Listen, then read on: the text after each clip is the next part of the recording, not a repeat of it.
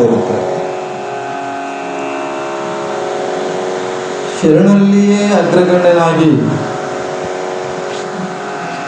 ತಾಯಿ ತಂದೆಗಳ ಪವಿತ್ರ ಗರ್ಭದಲ್ಲಿ ಜನಿಸಿ, ತಂದೆ ತಾಯಿಗಳು ಉತ್ತಮವಾದಂಥ ಸಂಸ್ಕಾರವನ್ನು ಕೊಡ್ತಾ ಹೋಗ್ತಾರೆ. ಮನುಷ್ಯನಿಗೆ ಸಂಸ್ಕಾರ ಮುಖ್ಯ ಇದೆ ಅನ್ನುವಂಥ ವಿಚಾರವನ್ನು ನೋಡ್ತಾ ಬಂದೇವೆ. ಪ್ರತಿಯೊಬ್ಬ ಶರಣರ ಸಂತರ ಜೀವನ ಚರಿತ್ರೆಯನ್ನು ನೋಡಿದಾಗ ಅವರಿಗೆ ಮೊಟ್ಟ ಮೊದಲು ತಂದೆ ತಾಯಿಗಳ ಸಂಸ್ಕಾರ, ತಂದೆ ತಾಯಿಗಳ ಸಂಸ್ಕಾರದ ಜೊತೆಗೆ ಧಾರ್ಮಿಕ ಸಂಸ್ಕಾರಗಳು ಮುಖ್ಯ ಇದೆ.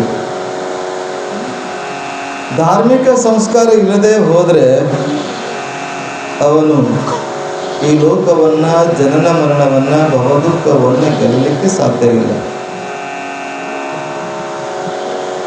ಅಲ್ಲಮ ಪ್ರಭುದೇವರಾಗಲಿ, ಬಸವಾದಿ ಶರಣರಾಗಲಿ, ದಾಸರಾಗಲಿ, ಸಂತರಾಗಲಿ, ಮಹಾತ್ಮರಾಗಲಿ,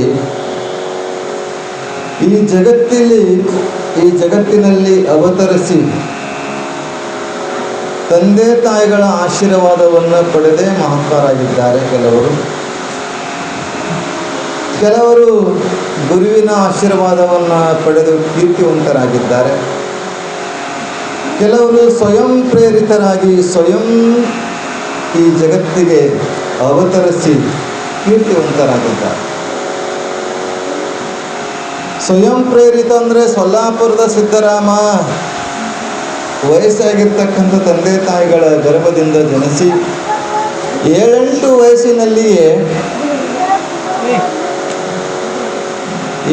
ವಯಸ್ಸಿನಲ್ಲಿಯೇ ಪರಮಾತ್ಮನ ಪ್ರತ್ಯಕ್ಷ ಮಾಡಿಕೊಂಡ.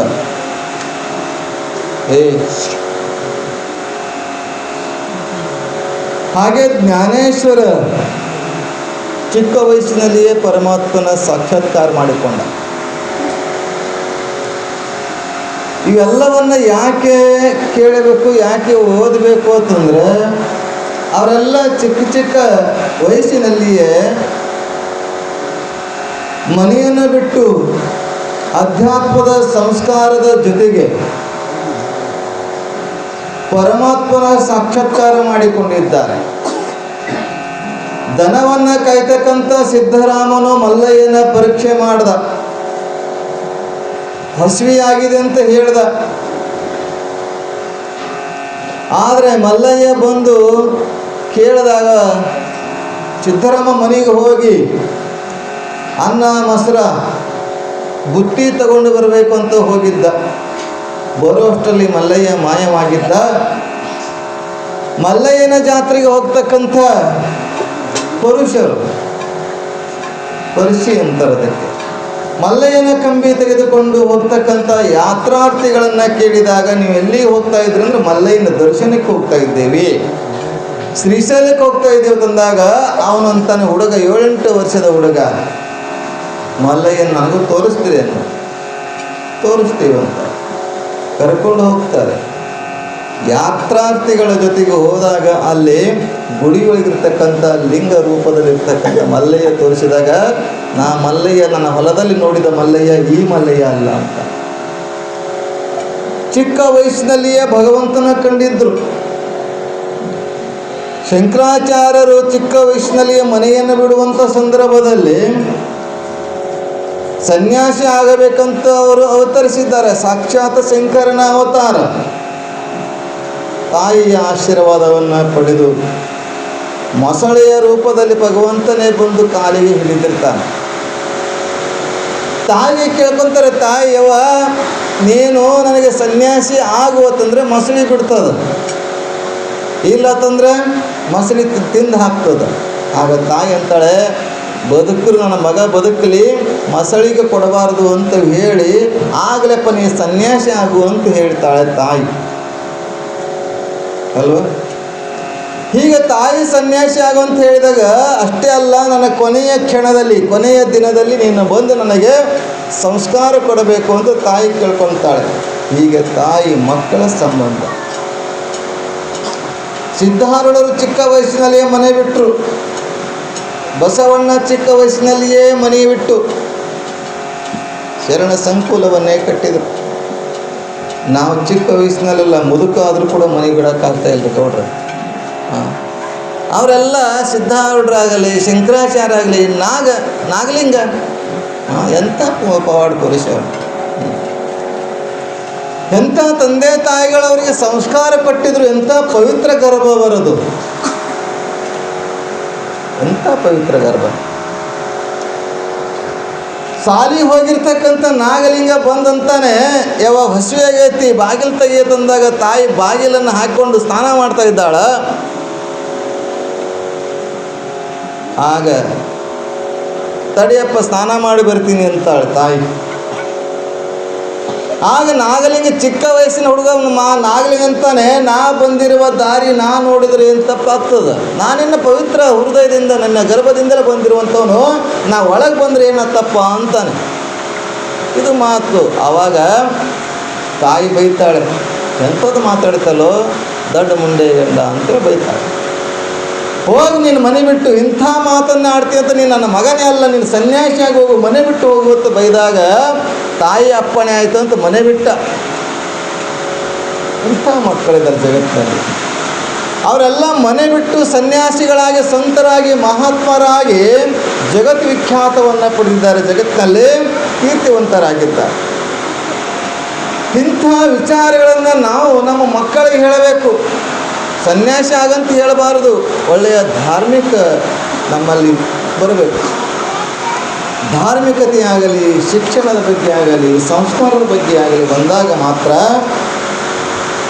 ಪರಮಾತ್ಮನ ಆಶೀರ್ವಾದ ಆಗ್ತದೆ, ಪರಮಾತ್ಮನ ಇರುವಿಕೆ ಗೊತ್ತಾಗ್ತದೆ. ಕರುಣೆಯನ್ನು ತೋರದ ಮಲ್ಲಯ್ಯ ಅಲ್ವಾ, ಸಂತರಾಗಿ ಮಹತ್ತರಾಗಿ ಬೆಳೆದಿದ್ದಾರೆ. ಹಾಗೆ ಇಲ್ಲಿ ಪ್ರಭು ಅಲ್ಲಮ ಪ್ರಭುದೇವರಿಗೆ ತಾಯಿ ತಂದೆಗಳ ಸಂಸ್ಕಾರವನ್ನು ಕೊಡ್ತಾ ಹೋಗಿದ್ದಾರೆ. ಸಂಸ್ಕಾರ ಮುಖ್ಯ ಇದೆ ಮಕ್ಕಳಿಗೆ. ಬಂದವರಿಗೆ ನಮಸ್ಕಾರ ಮಾಡುವುದು, ಬಂದವರಿಗೆ ಬರ್ರಿ ಅನ್ನೋದು ಅಂತಾರಲ್ಲಿ ಮಕ್ಕಳೆಲ್ಲ ಬಂದವ್ರಿಗೆ ಬರ್ರಿ ಅನ್ಬೇಕು.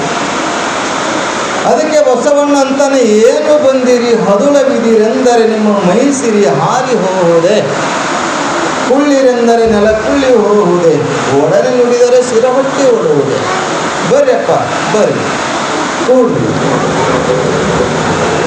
ಬರ್ರಿ ಕೂಡ್ರಿ ಅನ್ನುವಂಥ ಶಬ್ದವನ್ನು ನಾವು ಮಕ್ಕಳಿಗೆ ಕಲಿಸ್ಬೇಕು. ನಾವು ಬರ್ರಿ ಅಂದರೆ ಸ್ವಾಗತ ಮಾಡಬೇಕು. ದೊಡ್ಡವರಿರಲಿ ಸಣ್ಣವರಿರಲಿ ಅವ್ರಿಗೆ ಗೌರವ ಕೊಟ್ಟು ಮಾತಾಡುವಂಥದ್ದು. ಹೀಗೆ ತಾಯಿ ಸುಜ್ಞಾನಿ ನಿರಹಂಕಾರ ತಂದೆ ಪ್ರಭುದೇವರನ್ನು, ಅಲ್ಲಮ್ಮನನ್ನು ಅತ್ಯಂತ ಪ್ರೀತಿಯಿಂದ ಹಲವಾರು ವರ್ಷಗಳ ತಪಸ್ಸು ಮಾಡಿ ಹರಕೆಯನ್ನು ಹೊತ್ತು ಹುಟ್ಟಿದಂಥ ಮಗ. ಹಲವಾರು ವರ್ಷ ತಪಸ್ಸು ಮಾಡಿ, ನಿಮಗೆಲ್ಲ ಗೊತ್ತಿದೆ, ಮೃಕಂಡು ಋಷಿ ಗಂಡ ಹೆಂಡತಿ ಮಕ್ಕಳಿಲ್ಲದೆ ಹೋದಾಗ ಭಗವಂತನ ಕುರಿತು ಹಲವಾರು ವರ್ಷ ತಪಸ್ಸು ಮಾಡ್ತಾರೆ. ಕೆಲಸಕ್ಕೆ ಎಲ್ಲರಿಗೂ ಹಲವಾರು ವರ್ಷ ತಪಸ್ಸು ಮಾಡಿದರು. ಆದರೆ ಮೃಕಂಡ ಋಷಿಯ ಭಕ್ತಿಗೆ, ಅವನ ತಪಸ್ಸಿಗೆ ಮೆಚ್ಚಿ ಪರಮಾತ್ಮನು ವರ ಕೊಡ್ತಾನೆ, ಪ್ರತ್ಯಕ್ಷ ಆಗ್ತಾನೆ. ನೋಡು, ನಿನಗೆ ದಡ್ಡ ಆಗಿರ್ತಕ್ಕಂಥವನು 100 ವರ್ಷ ಬದುಕುವಂಥ ಮಗ ಬೇಕು, ಜ್ಞಾನಿ ಇರುವಂಥ 16 ವರ್ಷದ ಮಗ ಬೇಕು ಅಂತ ಕೇಳ್ತಾರೆ. ಎಂಥ ಪ್ರಶ್ನೆ ಇದು! ಜ್ಞಾನಿ ಇರುವಂಥ 16 ವರ್ಷದ ಮಗ ಬೇಕು ಅಥವಾ ದಡ್ಡ ಇರುವಂಥ ಅಜ್ಞಾನಿ ಇರುವಂಥ 100 ವರ್ಷದ ಬದುಕುವಂಥ ಮಗ ಬೇಕು ಅಂತ ಕೇಳಿದಾಗ ಅವರಂತಾರೆ ಜ್ಞಾನಿ ಪುರುಷ ಬೇಕು ಅಂತಾರೆ. ನಾವು ಕೂಡ ಭಗವಂತ ಮಲ್ಲಯ್ಯನ ಹತ್ತಿರ ಬಂದು ಕೇಳಬೇಕು, ಭಗವಂತ ನಮಗೆ ಒಳ್ಳೆಯ ಮಕ್ಕಳನ್ನು ಕರುಣಿಸು, ನಮಗೆ ಒಳ್ಳೆಯ ಮಕ್ಕಳನ್ನು ಕರುಣಿಸು, ಮಕ್ಕಳ ಜೊತೆಗೆ ಒಳ್ಳೆಯ ಸಂಸ್ಕಾರವನ್ನು ಕೂಡ ಕರುಣೆಯನ್ನು ತೋರುವಂತ ಪ್ರಾರ್ಥನೆ ಮಾಡಬೇಕು ನಾವೆಲ್ಲ.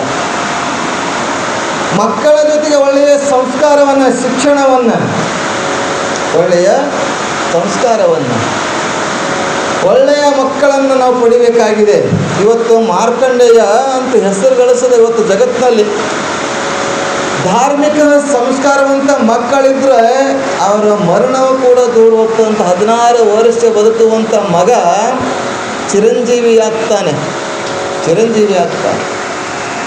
ಯಾಕಂದರೆ ತಂದೆ ತಾಯಿಗಳು ಮುಖಂಡ ಋಷಿ ಮತ್ತು ತಾಯಿ ಅವರಿಗೆ ಸಂಸ್ಕಾರವನ್ನು ಕೊಡ್ತಾರೆ. ಧಾರ್ಮಿಕ ಸಂಸ್ಕಾರ ಮೊಟ್ಟ ಮೊದಲು ಅವರು ವೇದಗಳನ್ನು, ಮಂತ್ರಗಳನ್ನು ಕಲಿಸಿದ್ರು. ಹಿಂದಿನ ಕಾಲದಲ್ಲಿ ಗುರುಕುಲ ಪದ್ಧತಿ. ನಾವೆಲ್ಲ ಮಕ್ಕಳಿಗೆ ಏನು ಕೊಡ್ತಾ ಇದ್ದೀವಿ? ಮೊಬೈಲ್ ಕೊಡ್ತಾ ಇದ್ದೀವಿ ಇತ್ತೀಚೆಗೆ ಅಲ್ಲ. ನಮ್ಮ ಮಕ್ಕಳ ಕೈಯಾಗ, ಎಲ್ಲರ ಕೈಯಾಗ ಮೊಬೈಲ್. ಆದರೆ ಆವಾಗಿನ ಕಾಲದಲ್ಲಿ ಮಕ್ಕಳ ಕೈಯಾಗ ಪುಸ್ತಕ ಕೊಡ್ತಿದ್ರು, ವೇದವನ್ನು ಓದಂತಿದ್ರು, ಪುರಾಣವನ್ನು ಓದಂತಿದ್ರು, ಶಾಸ್ತ್ರವನ್ನು ಓದಂತಿದ್ರು. ನಮ್ಮ ತಂದೆ ನನಗೆ ಮೊಟ್ಟ ಮೊದಲ ಗ್ರಂಥ ಕೊಟ್ಟಿದ್ದು ಅಂತಂದರೆ ಜ್ಞಾನ ಸಿಂಧು ಪುಸ್ತಕ ಕೊಟ್ಟಿದ್ರು. ಅದಾದಮೇಲೆ ಎಲ್ಲೆಲ್ಲಿ ಹೋಗ್ತಾರೋ ತೀರ್ಥಕ್ಷೇತ್ರ ಯಾತ್ರೆಗೆ ಅಲ್ಲಿನ ಒಂದೊಂದು ಪುಸ್ತಕ ತಂದು ಕೊಡ್ತಿದ್ರು, ಓದು ಅಂಥೇಳಿ. ಅಂದರೆ ನಮ್ಮ ತಂದೆನೇ ಸನ್ಯಾಸಿ ಆಗಬೇಕಾಗಿತ್ತು, ಆದರೂ 5 ಮಕ್ಕಳು ಹಡ್ದಿದ್ರು ಇನ್ನೂ ಸನ್ಯಾಸಿ ಆಗಬೇಕಾದ್ರೆ ಭಜನೆ ಗಿಜನೆ ಮಾಡೋರು ಒಂದಿಷ್ಟು. ನಂಗೆ ತಿಳಿದಿತ್ತು ಅಂದರೆ ಸನ್ಯಾಸಿ ಆಗ್ತಿದ್ದ ಮಗ, ನೀನೇ ಆಗು ಸನ್ಯಾಸಿ ಅಂತ ನನಗೆ ಪ್ರೋತ್ಸಾಹ ಕೊಟ್ಟರು ತಂದೆ ತಾಯಿಗಳು ಅಂತ ಈ ವೇದಿಕೆ ಒಳಗೆ ನಿಮ್ಮ ಎದುರುಗಡೆ ಕೂತೀನಿ, ಇಲ್ಲಾಂದ್ರೆ ಕೂತ್ಕೋತಿದ್ದಿಲ್ಲ. ಹೀಗೆ ಪ್ರಭುದೇವರಿಗೆ ಒಳ್ಳೆಯ ಸಂಸ್ಕಾರವನ್ನು ಕೊಡ್ತಾ ಹೋಗ್ತಾರೆ. ಹುಡುಗ ಬೆಳೀತಾ ಹೋಗ್ತಾನೆ. ಅವರ ಕುಟುಂಬಕ್ಕೆ ಸಂಬಂಧಿಸಿದಂಥ ಏನು ಮದ್ದಳೆ ಬಾರಿಸುವ ಕಾಯಕ. ಅವರವರ ಕುಟುಂಬಕ್ಕೆ ಬಡಗ್ತಾನ ಇದ್ರೆ ಬಡಗ್ತನ ಕಲಿಸೋದು, ಕಂಬಾರಿಕೆ ಇದ್ದರೆ ಕಂಬಾರಿಕೆ ಕಲಿಸೋದು, ನೇಕಾರಿಕೆ ಇದ್ದರೆ ನೇಕಾರಿಕೆ ಕಲಿಸೋದು, ಮತ್ತು ಧೋಬಿ ಇದ್ದರೆ ಅಗಸರಿದ್ದರೆ ಬಟ್ಟೆಯನ್ನು ಮಾಡೋದು, ಸಿಂಪಿಗರಿದ್ದರೆ ಬಟ್ಟೆ ಹೊಲಿಯೋದನ್ನು ಕಲಿಸೋದು. ಎಲ್ಲ ಕಾಯಕಗಳನ್ನು ಕಲಿಸುವಂಥ ಸಂಪ್ರದಾಯ ನಮ್ಮದು. ಎಲ್ಲ ಕಾಯಕದವ್ರಿಗೆ ಇದ್ದರೆ ನಾವು ಬದುಕ್ತೇವೆ. ಚಪ್ಪಲಿ ಹೊಲಿಯೋದ್ರಿಂದ ಹಿಡಿದು ತಲೆ ಮಾಡುವವರೆಗೆ ಎಲ್ಲ ಪ್ರತಿಯೊಬ್ಬರು ಕಾಯಕದವ್ರು ಇರಬೇಕು ರೀ ಸಮಾಜದಲ್ಲಿ. ಮತ್ತು ಆ ಕಾಯಕ ಇವರೇ ಮಾಡಬೇಕನ್ನುವಂಥದ್ದಿಲ್ಲ, ಅವರದನ್ನು ಅನುಸರಿಸಿಕೊಂಡು ಬಂದರು. ಅದು ಅವ್ರಿಗೆ ಒಂದು ಕಾಯಕ ಆಯಿತು. ಆ ಕಾಯಕನೇ ಜಾತಿಯಾಗಿ ನಿರ್ಮಾಣವಾಯಿತು. ಕಾಯಕ ಮಾಡ್ತಾ ಒಕ್ಕಲ್ತನ ಮಾಡ್ತಾ ಒಕ್ಕಲಿಗೆ ಅಂತ ಅಂದರು. ಕಂಬಾರಿಕೆ ಮಾಡ್ತಾಯಿದ್ರೆ ಕಂಬಾರ ಅಂದರು, ಗಡಿಗೆ ಮಾಡ್ತಾಯಿದ್ರೆ ಕುಂಬಾರ ಅಂದರು ಅಲ್ವ. ಹೀಗೆ ಒಂದೊಂದು ಕಾಯಕದ ಮೇಲೆ ಚಾತುರ್ವರ್ಣ್ಯಮಯ ಸೃಷ್ಟ ಗುಣಕರ್ಮ ವಿಭಾಗಶಃ ಏನು ಹೇಳ್ತಾರೆ ಭಗವದ್ಗೀತೆಯಲ್ಲಿ? ಚಾತುರ್ವರ್ಣ್ಯ ಮಯಾ ಸೃಷ್ಟ ಗುಣಕರ್ಮ ವಿಭಾಗಶಃ.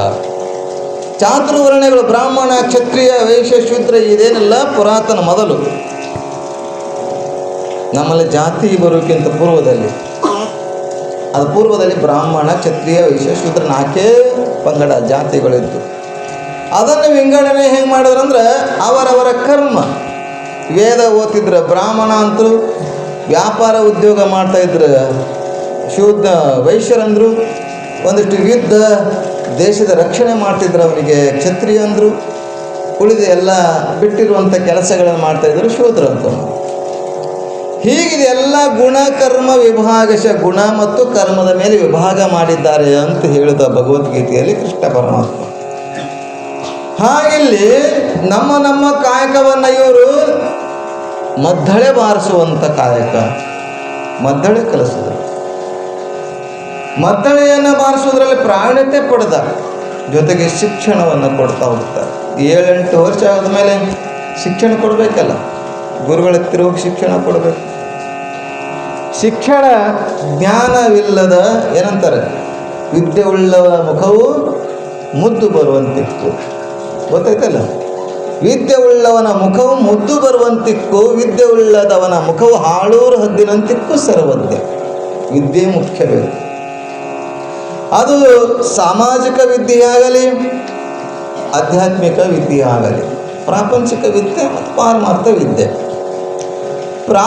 ಪ್ರಾಪಂಚಿಕ ವಿದ್ಯೆಯನ್ನು ಜೊತೆಗೆ ಪಾರಮಾರ್ಥದ ವಿದ್ಯೆಯನ್ನು ಕೂಡ ನಮಗೆ ಬೇಕಾಗ್ತದೆ. ಹಾಗೆ ಪ್ರಾಪಂಚಿಕ ವಿದ್ಯೆಯನ್ನು ಕಲಿಸುವಂಥ ಆ ಸಂದರ್ಭದಲ್ಲಿ ಗುರುಕುಲದ ಶಿಕ್ಷಣ, ಸಾಮಾನ್ಯವಾಗಿ ಆಗಿನ ಕಾಲದಲ್ಲಿ 8 ವರ್ಷದ ನಂತರ ಮಕ್ಕಳಿಗೆ ವಿದ್ಯಾಭ್ಯಾಸವನ್ನು ಕಲಿಸುವಂಥದ್ದು. ಗುರುಕುಲಕ್ಕೆ ಗುರುಗಳ ಹತ್ತಿರ ಕರ್ಕೊಂಡು ಬರ್ತಾರೆ. ಗುರುಕುಲಕ್ಕೆ ಬಂದಾಗ ನಿಮಗೆ ಗುರುಗಳು ಕೇಳ್ತಾರೆ, ಏನಂತ ಕೇಳ್ತಾರೆ, ಅಡ್ಮಿಷನ್ ಮಾಡ್ಕೊತಾರೆ, ಈ ಹೆಸರು ಏನಂತ ಕೇಳ್ತಾರೆ, ತಂದೆ ತಾಯಿಗಳ ಹೆಸರು ಏನಂತಾರೆ, ಎಲ್ಲವನ್ನ ಬರ್ಕೊಂಡು ಹೋಗ್ತಾ ಇರ್ತಾರೆ.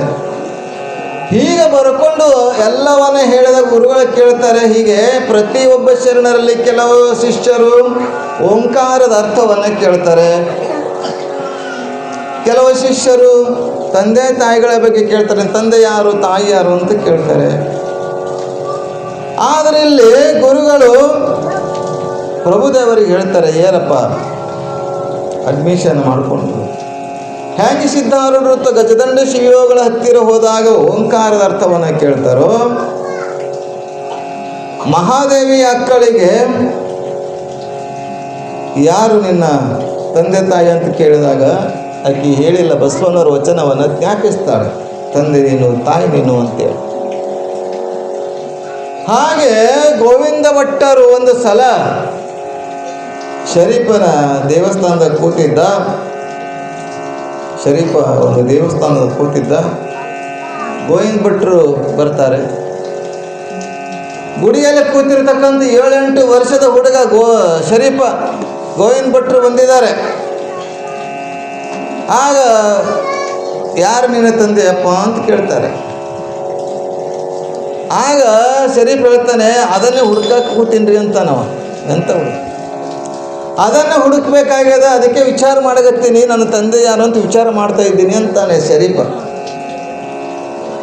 ಮಕ್ಕಳಿಗೆ ನಾವು ಈಗ ಕೇಳ್ತೇವೆ, ನಿನ್ನ ತಂದೆ ಯಾರು ಅಂತ ಪಟ್ಟಂತ ಹೇಳ್ತಾರೆ, ಅವ್ರ ಅಪ್ಪನ ಹೆಸರು ಹೇಳ್ತಾರೆ. ಆದರೆ ಶರೀಫ ಅವ್ರ ಅಪ್ಪನ ಹೆಸರು ಹೇಳಿಲ್ಲ, ನಾನು ಅದು ಹುಡುಕಕ್ಕಂತ ಬಂದೀನಿ ಗುಡಿಗಂತ. ಆಗಲ್ಲಿ ಶರೀಫನ ಮಾತನ್ನು ಕೇಳಿದ ಗೋವಿಂದ ಭಟ್ರು ಆನಂದ ಆಗ್ತದ, ತಲೆ ಮೇಲೆ ಕೈ ಇಡ್ತಾರೆ. ತಲೆ ಮೇಲೆ ಕೈ ಇಟ್ಟು ಆಶೀರ್ವಾದ ಮಾಡ್ತಾರೆ, ಎಂಥ ಒಳ್ಳೆಯ ಮಾತಾಡದಪ್ಪ ಅಂತೇಳಿ. ಆಗ ಈಗರ ಹೇಳನೆ ತಂದೆ ಯಾರು ಅಂತ ಕೇಳಿದಾಗ ಶರೀಫ್ ಹೇಳ್ತಾನೆ, ನಿನಗೆ ಯಾರು ತಂದೆಯೋ ಅವನೇ ನನಗೆ ತಂದೆ ಅಂತ ಹೇಳ್ತಾನೆ. ಇಂಥ ಮಾತು. ನಿನಗೆ ಯಾರು ಅಪ್ಪನೋ ಅವನೇ ನನಗೆ ಅಪ್ಪ.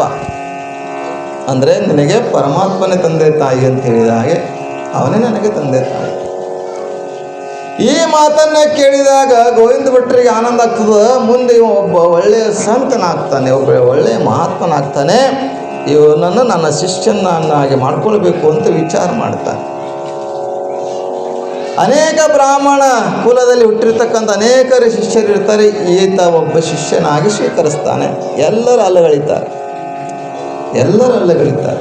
ಆದರೆ ಗೋವಿಂದ ಭಟ್ರು ಶರೀಫನ ಮೇಲೆ ಬಹಳ ಪ್ರೀತಿ ಇದ್ದರೂ ಕೂಡ ಅವನಿಗೆ ದೀಕ್ಷೆಯನ್ನು ಕೊಡ್ತಾರೆ. ಆಗ ಅವರು ಹಾಡ್ತಾರೆ, ಹಾಕಿದ ಜನಿವಾರ ಸದ್ಗುರುನಾಥ ಹಾಕಿದ ಜನಿವಾರವನ್ನು ದೀಕ್ಷೆ ಕೊಡ್ತಾರೆ.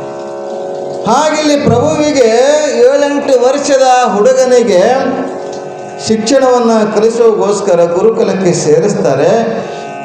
ತಂದೆ ತಾಯಿಗಳ ಬಗ್ಗೆ ಆಗಲಿ, ಓಂಕಾರದ ಅರ್ಥ ಆಗಲಿ, ವೇದಗಳ ಬಗ್ಗೆ ಆಗಲಿ, ಇವೆಲ್ಲ ಓಂ ನಮಃ ಶಿವಾಯ ಅಂತಿರಲ್ಲ.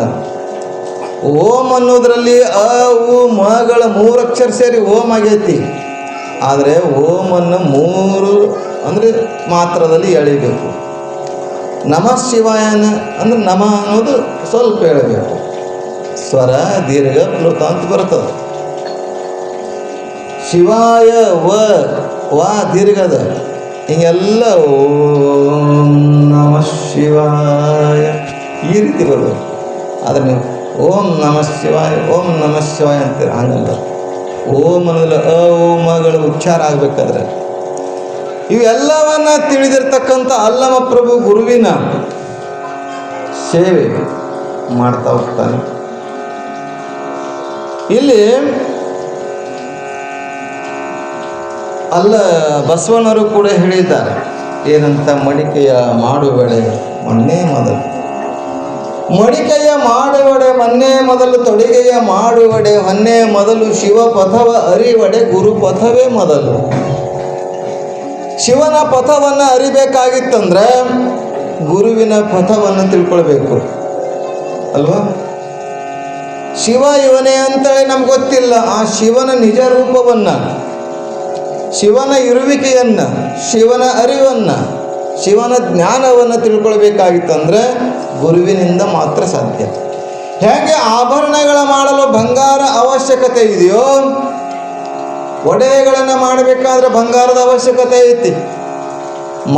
ಮಡಿಕೆ ಮಾಡಬೇಕಾದ್ರೆ ಮಣ್ಣಿನ ಅವಶ್ಯಕತೆ ಇದೆ. ಆದರೆ ಶಿವಪಥವನ್ನು ಅರಿಬೇಕಾದ್ರೆ ಗುರುಪಥ ಹೋಗಬೇಕು. ಅಂಥ ಗುರುವಿನ ಉಪದೇಶವನ್ನು ಪಡಿಬೇಕಾಗಿದೆ ನಾವೆಲ್ಲರೂ. ಅದಕ್ಕೆ ಚಿಕ್ಕ ವಯಸ್ಸಿನಲ್ಲಿ ನಮಗೆಲ್ಲ ಶಿಕ್ಷಣವನ್ನು ಕಲಿಸುವಾಗೋಸ್ಕರ ಎಷ್ಟು ವರ್ಷಕ್ಕೆ ಶಾಲೆ ಹಾಕ್ತಾರೆ? 7 ವರ್ಷಕ್ಕೆ ಅಲ್ವ? 7 ವರ್ಷ, 6, 7 ಬಿದ್ದಾಗ ಹಾಕ್ತಾರೆ, 5ರಿಂದ 7 ಹಾಕ್ತಾರೆ. ಆದರೆ ಈಗ 3 ವರ್ಷದಿಂದನೇ ಶುರು ಆಗಿದೆ ಬಾಲವಾಡಿ, LKG, UKG, ಅಂಗನವಾಡಿ ಇವೆಲ್ಲ. ಆದರೆ ಯಾಕೆ ಹಾಕ್ತಾರೆ ಅಂದ್ರೆ ಕೂಡುವುದನ್ನು ಕಲಿಬೇಕು. ಶಿಕ್ಷಣದಲ್ಲಿ ಏನು ಕಲಿಸ್ತದೆ?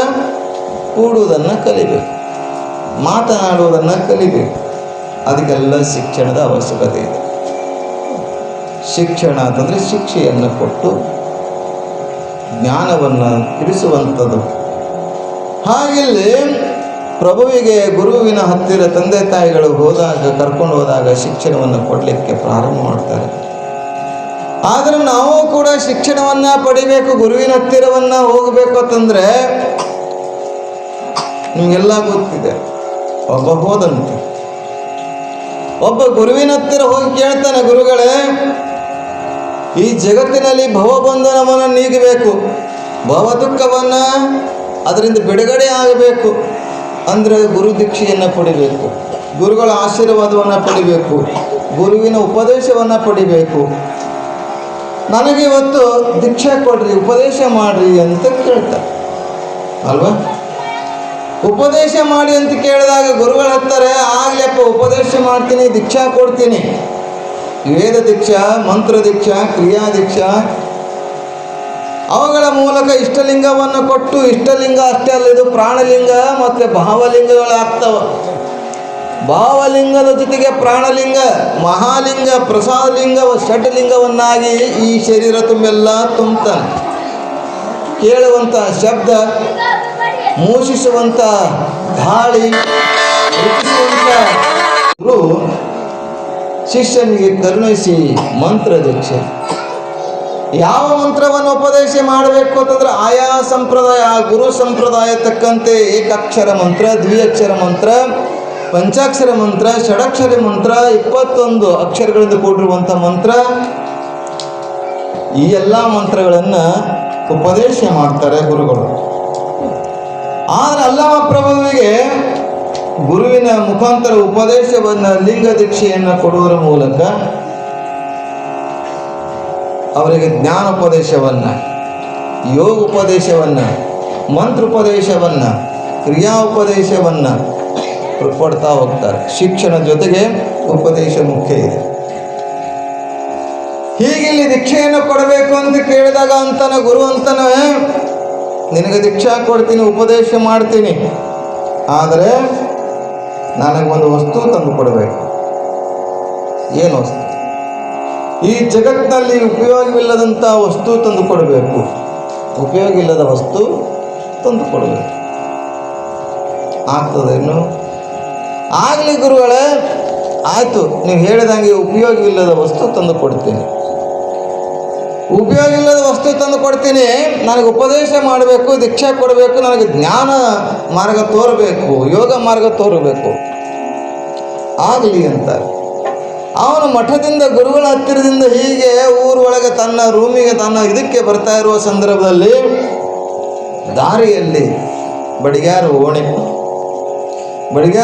ಒಳಗೆ ಹಿಂಗೆ ದೊಡ್ಡ ಮರ ಕೆತ್ತಿದ್ದನ್ನೆಲ್ಲ ಚಕ್ಕೆಗಳೆಲ್ಲ ಬಿದ್ದಿರ್ತವೆ, ಮರದ ಪೀಸುಗಳು, ತುಂಡುಗಳೆಲ್ಲ ಬಿದ್ದಿರ್ತವೆ. ಆ ಮರದ ತುಂಡುಗಳನ್ನು ವಿಚಾರ ಮಾಡ್ತಾನೆ, ಗುರುಗಳು ಹೇಳಿದ್ದಾರೆ ಉಪಯೋಗವಿಲ್ಲ ಅಂತ ಹೇಳಿದ್ದಾರೆ.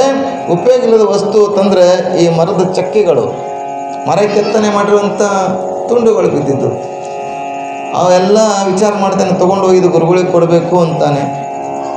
ಆ ಮರದ ಚಕ್ಕೆಗಳೆಲ್ಲ, ಪೀಸುಗಳೆಲ್ಲ ತಗೋಬೇಕಂತಾನೆ. ಹಾಗೆ ತಗೊಳ್ಬೇಕು ಅನ್ನೋಷ್ಟರಲ್ಲಿ ಆ ಚಕ್ಕೆಗಳು ಎಲ್ಲ ಮಾತಾಡ್ತವೆ. ಮರ ಕೆತ್ತಿದ್ದು, ಕೊಟ್ಟ ಕೆತ್ತಿದ್ದು. ಯಾಕೆ ನಾವು ಉಪಯೋಗ ಇಲ್ಲ? ನಮ್ಮ ಗುರುಗಳು ಹೇಳಿದ್ದಾರೆ ಉಪಯೋಗ ಇಲ್ಲ ಅಂತ ತೆಗೆದಕ್ಕೆ ಉಪಯೋಗ ಇಲ್ಲ ವಸ್ತು ತೊಗೊಂಡು ಬಾ ಅಂತ ಹೇಳಿದ್ದಾರೆ.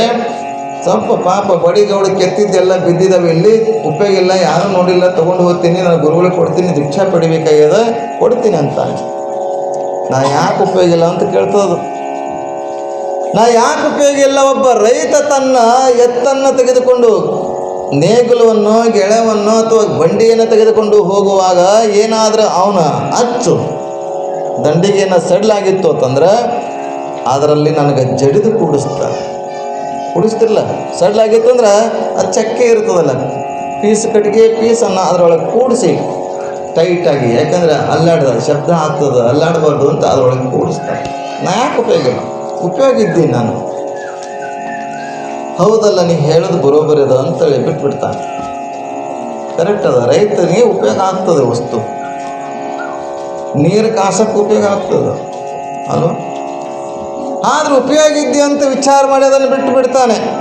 ಮುಂದೆ ಹಾಗೆ ಬರಬೇಕಾದ್ರೆ ಕಂಬಾರ ಓಣಿ ಒಳಗೆ ಮಳೆಗಳು ಬಿದ್ದಿರ್ತವೆ, ಕಬ್ಬಿಣ ಪೀಸುಗಳು ಬಿದ್ದಿರ್ತವೆ, ಮಳೆಗಳು ಬಿದ್ದಿರ್ತವೆ.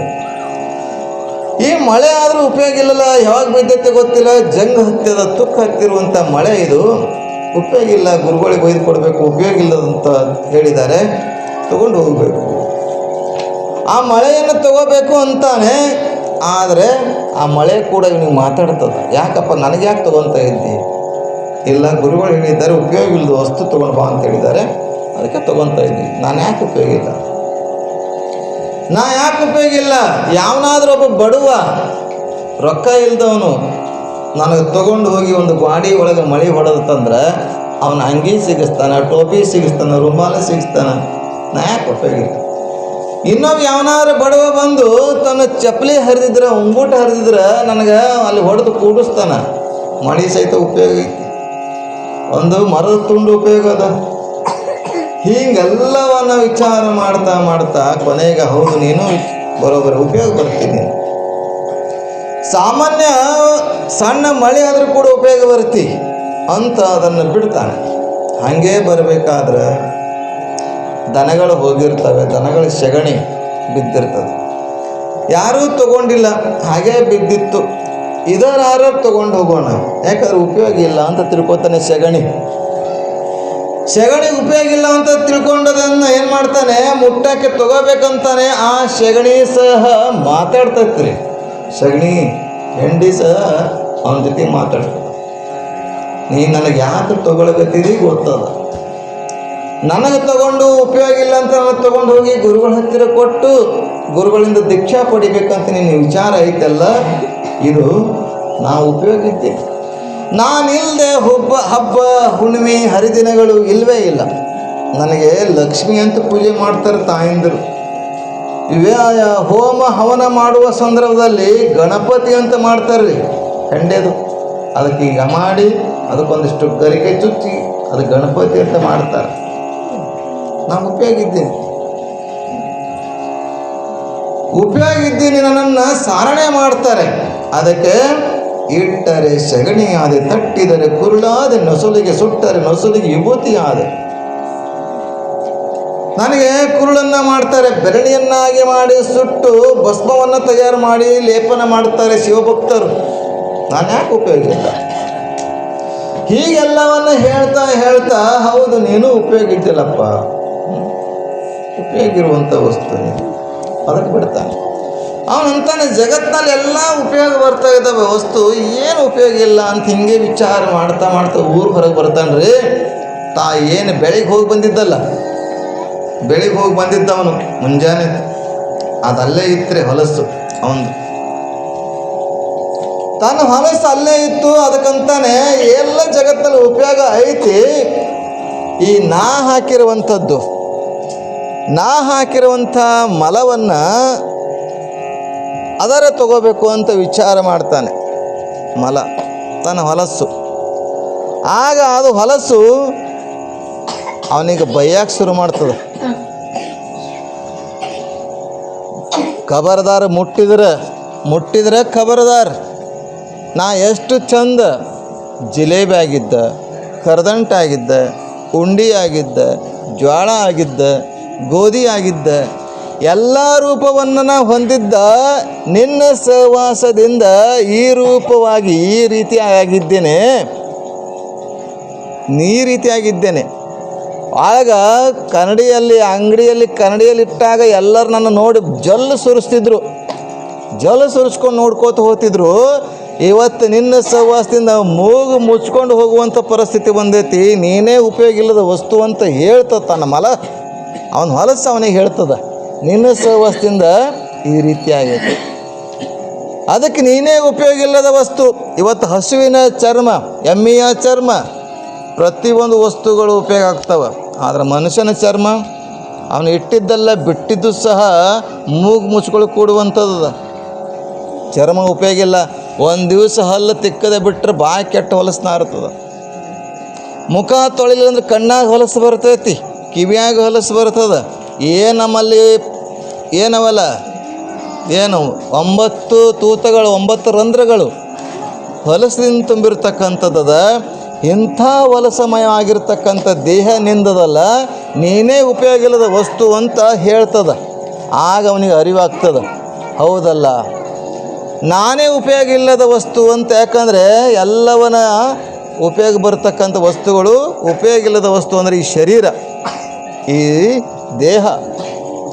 ಈ ದೇಹ ತಂದರು ಬಸವಣ್ಣವರು, ದೇಗುಲ ತಂದರು, ಅಲ್ಲಮ್ಮ ಪ್ರಭು ಬಂಡಿ ತಂದರು, ಭಗವದ್ಗೀತೆ ಇದಕ್ಕೆ ರಥ ಅಂತ ಹೇಳಿದರು ಭಗವದ್ಗೀತೆಯಲ್ಲಿ. ಆದರೆ ವೇದಾಂತಿಗಳಿದು ಹೊಲಸು ತುಂಬಿದಂಥ ಚೀಲ ಅಂತ ಹೇಳಿದರು. ಏನದಿಲ್ಲ, ಮೂತ್ರದ ಕುಡಿಕೆ, ಎಲೆವಿನ ಅಡಿಕೆ, ಮಾಂಸ ಮಜ್ಜಮಯವಾಗಿರ್ತಕ್ಕಂಥ ಶರೀರ, ಚರ್ಮ ಅದಂತೇಳಿ ಚಂದ ಐತ್ರಿ. ಚರ್ಮನೇ ಇಲ್ಲಾಂದ್ರೆ ಹೆಂಗಿರ್ತಿತ್ತು ಇದು ದೇಹ? ಚರ್ಮ ಐತಿ ಅಂದ್ರೆ ಚಂದ ಕಾಣಕತ್ತತಿ. ಚರ್ಮನೇ ಮ್ಯಾಲಿಲ್ಲ ಅಂದ್ರೆ ಹೆಂಗೆ ಕಲ್ಪನೆ ಮಾಡಿರಿ ನೀವು.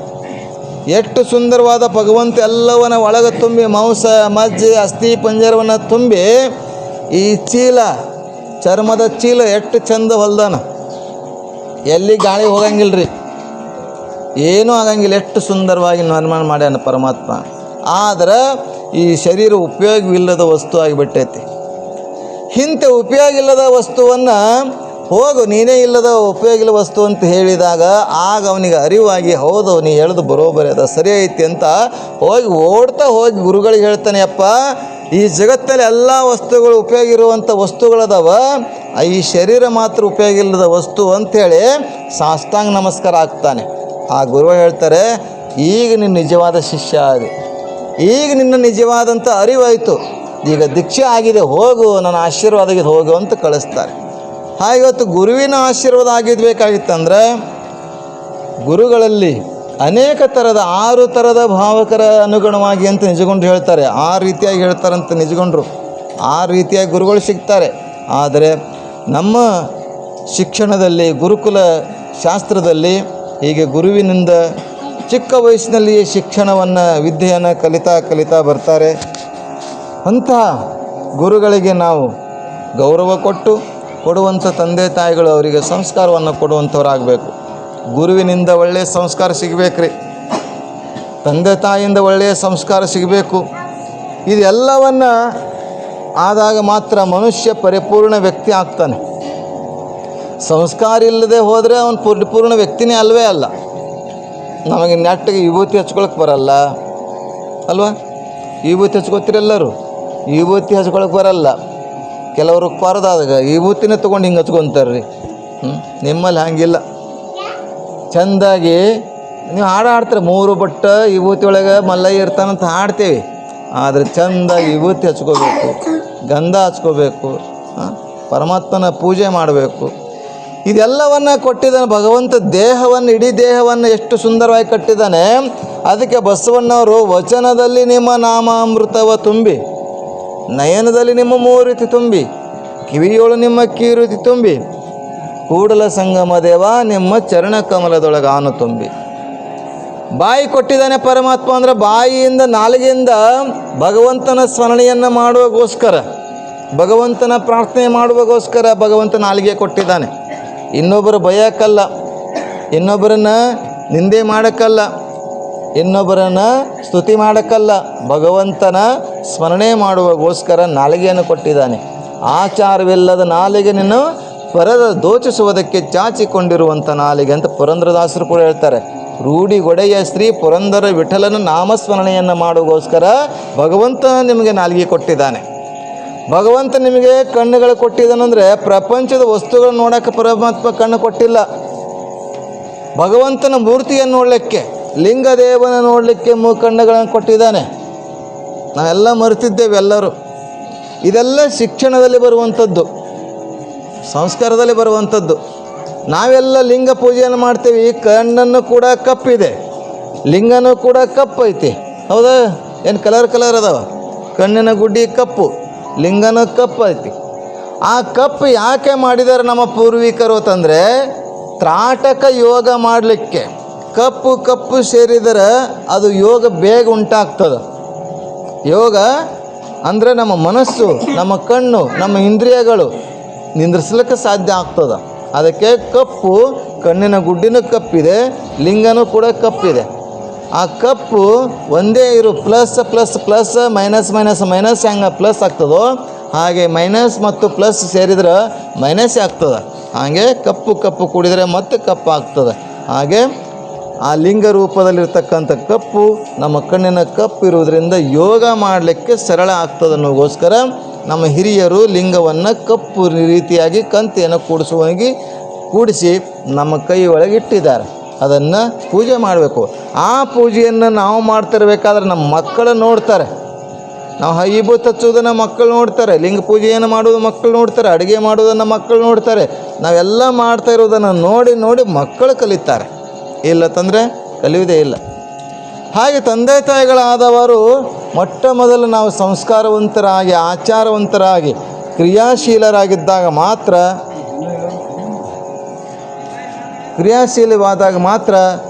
ಆ ಮಕ್ಕಳು ಕೂಡ ಅಷ್ಟೇ ಕ್ರಿಯಾಶೀಲರಾಗ್ತಾರೆ. ಹೀಗೆ ತಂದೆ ತಾಯಿಗಳು ಮಕ್ಕಳಿಗೆ, ಆ ಮಗನಿಗೆ ಗುರುವಿನ ಹತ್ತಿರ ಶಿಕ್ಷಣಕ್ಕೆ ಸೇರಿಸಿದ್ದಾರೆ. ಯಾವ ರೀತಿಯಾಗಿ ಉರಿಯುವ ಕೆಂಡದ ಮೇಲೆ ತೃಣವು ತಂದಿರಿಸಿದಡೆ ಆ ತೃಣವು ಆ ಕೆಂಡ ನುಂಗಿದಂತೆ ಗುರುಚರಣದ ಮೇಲೆ ತನು ಎಂಬ ತೃಣವ ತಂದಿರಿಸಿದಡೆ ಆತನ ಸರ್ವಾಂಗವೆಲ್ಲ ಲಿಂಗಮಯ ಕಾಣ ರಾಮನಾಥ ಅಂತೇಳಿ ದಾಸಮೇನವ್ರು ಹೇಳ್ತಾರೆ. ಹೇಗಂತಂದರೆ ಉರಿಯುವ ಕೆಂಡ ಇದೆ, ಬೆಂಕಿ ಇದೆ. ಬೆಂಕಿ ಮೇಲೆ ಹುಲ್ಲು ಕಡ್ಡಿ ಹಾಕಿದ್ರೆ ಬೆಂಕಿ ಏನು ಮಾಡ್ತದೆ? ತನ್ನಂಗೆ ಮಾಡ್ಕೊಳ್ತದೆ. ಬೆಂಕಿ ಹುಲ್ಲು ಕಡ್ಡಿ ಹಾಕಿದರೆ ತನ್ನಂಗೆ ಮಾಡ್ಕೊಳ್ತದೆ. ಹಾಗೆ ಗುರುಚರಣದ ಮೇಲೆ ಅಗ್ನಿ ಎಂಬ ಗುರುಚರಣದ ಮೇಲೆ ತನು ಎಂಬ ತೃಣವನ್ನು ತಂದು ಇರಿಸಿದಾಗ ಆತನ ಸರ್ವಾಂಗವೆಲ್ಲ ಲಿಂಗ ಆಗ್ತದಂತ. ಬರೇ ಇಷ್ಟಲಿಂಗ ಅಷ್ಟೇ ಅಲ್ಲ, ಶರೀರವೇ ಲಿಂಗಮಯವಾಗ್ತದಂತ ದಾಸಮೇನವ್ರು ಹೇಳ್ತಾರೆ.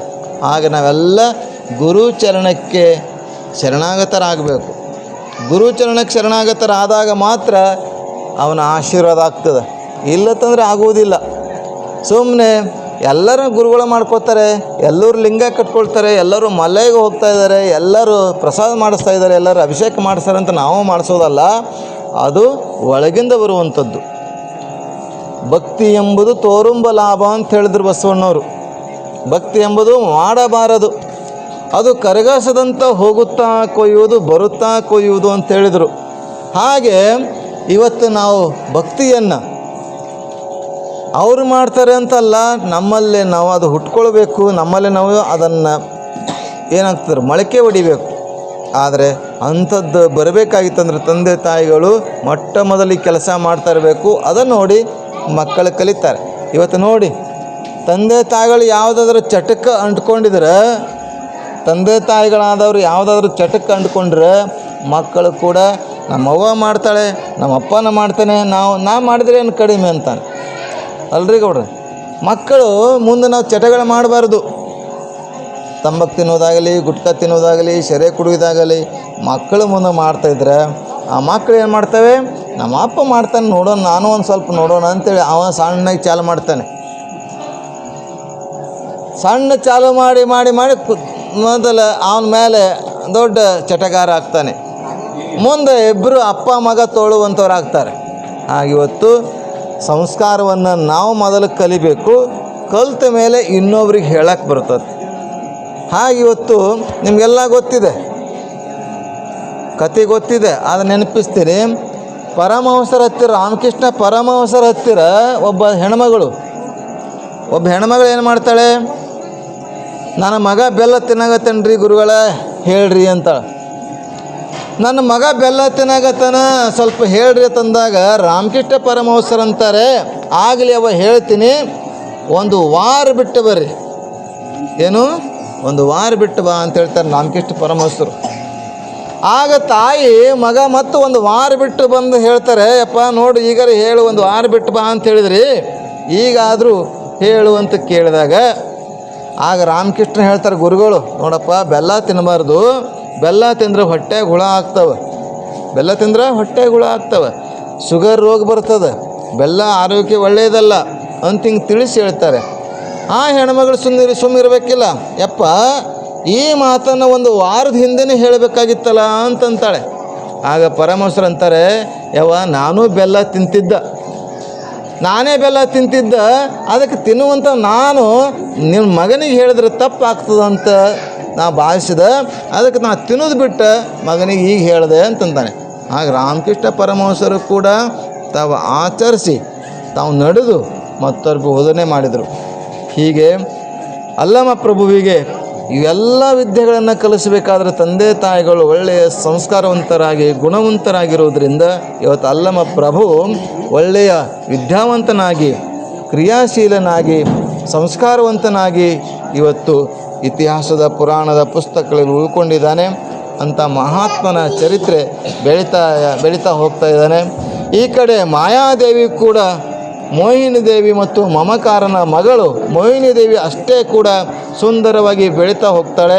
ಈ ಕಡೆ ಮಾಯಾದೇವಿ ಬೆಳೀತಾ ಇದ್ದಾಳೆ, ಈ ಕಡೆ ಸಂಸ್ಕಾರವಂತನಾಗಿ ಅಲ್ಲಮ ಪ್ರಭು ಬೆಳೀತಾ ಇದ್ದಾರೆ. ಇನ್ನೂ ಇವರು ಭೇಟಿ ಆಗಿಲ್ಲ, ಇನ್ನು ಭೇಟಿ ಆಗುವಂಥದ್ದು ಮುಂದಿದೆ. ಹೀಗೆ ಈ ಅಲ್ಲಮ ಪ್ರಭುವಿನ ಚರಿತ್ರೆಯಲ್ಲಿ ಅತ್ಯಂತ ಸುಂದರವಾಗಿ ಚಾಮರಸ ಕವಿಗಳು ಕಾವ್ಯವನ್ನು ಅತ್ಯಂತ ಸುಂದರವಾಗಿ ವರ್ಣನೆ ಮಾಡ್ತಾ ಹೋಗ್ತಾರೆ. ಆ ಕಾವ್ಯಗಳನ್ನು ಓದಿದ್ರೆ ಯಾರಿಗೂ ಅರ್ಥನೇ ಆಗಂಗಿಲ್ಲ, ಹಾಗಿದ್ದಾವೆ. ಇದು ಪುರಾಣ ಅಲ್ಲ, ಇದು ಕಾವ್ಯ, ಮಹಾಕಾವ್ಯ. ಇದ್ರು ಹೇಗೆ ಕಾಳಿದಾಸನ ಕಾವ್ಯ, ರಘುವಂಶ, ಕುಮಾರ ಸಂಭವ ಕಾವ್ಯಗಳೇನದಾವಲ್ಲ, ಈ ಪ್ರಭುಲಿಂಗ ಲೀಲೆ ಕಾವ್ಯದ ರೀತಿಯಾಗಿ ಚಾಮರಸ ಕವಿಗಳು ಬರೆದಿದ್ದಾರೆ. ಅಂಥ ಅದ್ಭುತವಾಗಿರುವಂಥ ಕಾವ್ಯವನ್ನು, ಸಾಹಿತ್ಯವನ್ನು, ಪ್ರಭುಲಿಂಗ ಲೀಲೆಯನ್ನು ನಾವು ಮುಂದೆ ಏನಾಗ್ತದೆ ಅನ್ನುವಂಥ ವಿಚಾರವನ್ನು ನಾಳಿನ ಸಮಯದಲ್ಲಿ ನೋಡೋಣ ಅಂತ ಹೇಳ್ತಾ ಇವತ್ತಿನ ಸೇವೆಯನ್ನು ಗುರುಚರಣಕ್ಕೆ ಅರ್ಪಿಸಿ ಮಂಗಲನ್ನು ಕೋರುತ್ತೇನೆ.